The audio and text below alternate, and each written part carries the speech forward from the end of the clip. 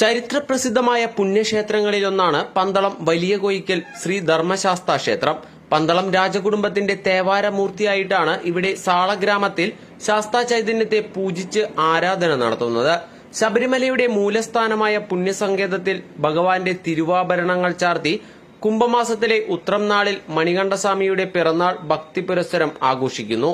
നാനാഭാഗത്തു നിന്നുമുള്ള ഭക്തർക്ക് തിരുവാഭരണം ചാർത്തി പുണ്യദർശനം നൽകുന്ന തിരുവുത്സവത്തിനോടനുബന്ധിച്ച് ചരിത്രത്തിൽ ആദ്യമായി അയ്യപ്പൻ വിളക്കിന്റെ പ്രധാന ചടങ്ങായ എഴുന്നള്ളിപ്പ്, പന്തലിലെ പാട്ട്, ചടങ്ങിന്റെ അവസാനത്തിൽ അയ്യപ്പസ്വാമി നൃത്തത്തിൽ വന്ന് ഭക്തർക്ക് അനുഗ്രഹം നൽകുന്ന ചടങ്ങ് എന്നിവ നടത്തുവാൻ സാധിച്ച നെടുമ്പാൾ ശ്രീ വിവേകാനന്ദ ശാസ്താംപാട്ട് സംഘത്തിന്റെ നാമധേയം ചരിത്രത്തിന്റെ താളുകളിൽ തങ്കലിപികളിൽ ആലേഖനം ചെയ്യപ്പെട്ടിരിക്കുന്നു. പന്തളം കൊട്ടാരത്തിൽ ഭഗവാന്റെ തിരുവാഭരണങ്ങൾ ഭക്തിപൂർവ്വം സൂക്ഷിക്കുന്ന തിരുനടയിൽ വെച്ച് കൊട്ടാരത്തിലെ വലിയ തമ്പുരാട്ടിയായ മകം തിരുനാൾ തമ്പുരാട്ടിക്ക് സമർപ്പിക്കുന്ന സ്നേഹാദരം പന്തളം കൊട്ടാരത്തിന്റെ ട്രസ്റ്റ് പ്രസിഡന്റായ ശശികുമാർ വർമ്മ, സെക്രട്ടറി നാരായണ വർമ്മ എന്നിവർ കുടുംബസമേതം ഏറ്റുവാങ്ങിയതിനു ശേഷം ഭഗവാന്റെ തിരുസന്നിധിയിൽ ശാസ്താംപാട്ട് അവതരിപ്പിച്ചു.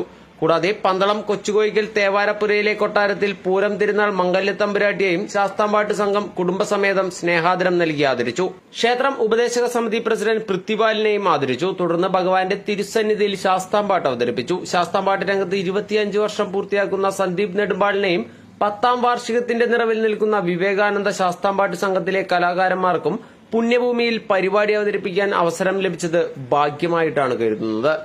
ഏറ്റവും സന്തോഷമുള്ളത് അതൊരു നിയോഗമാണ്. കാരണം കഴിഞ്ഞ ശബരിമല സീസണിൽ ഇത് നടത്താനായിട്ടാണ് നമ്മൾ ആദ്യം ഉദ്ദേശിച്ചിരുന്നത്. പക്ഷെ അന്നത്തെ സാഹചര്യം കോവിഡ് മൂലം നടത്താൻ പറ്റിയില്ല.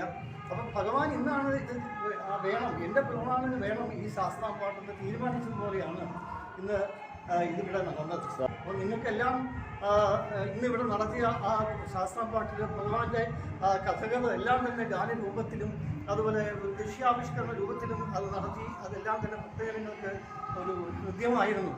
അതുകൊണ്ട് ഇന്ന് നടത്തിയ നിങ്ങളെല്ലാം പ്രത്യേകിച്ച് അഭിനന്ദിക്കുന്നു. ഭഗവൻ നാമത്തിലെ മേലിലും എല്ലാ അഭിവൃദ്ധിയും നിങ്ങളുടെ ഈ സംഘടനയ്ക്ക് ഉണ്ടാകട്ടെ. കൂടുതൽ ഇത് മെച്ചപ്പെട്ട രീതിയിൽ ലോകം മുഴുവൻ തന്നെ ഇത് പ്രചരിക്കട്ടെ. ഈ കലാരൂപം അതുണ്ടാകാനുള്ള ഭാഗ്യം നിങ്ങൾക്കുണ്ടാകട്ടെ. അതിന് ഭഗവാൻ അയ്യപ്പൻ അനുഗ്രഹം നൽകട്ടെ.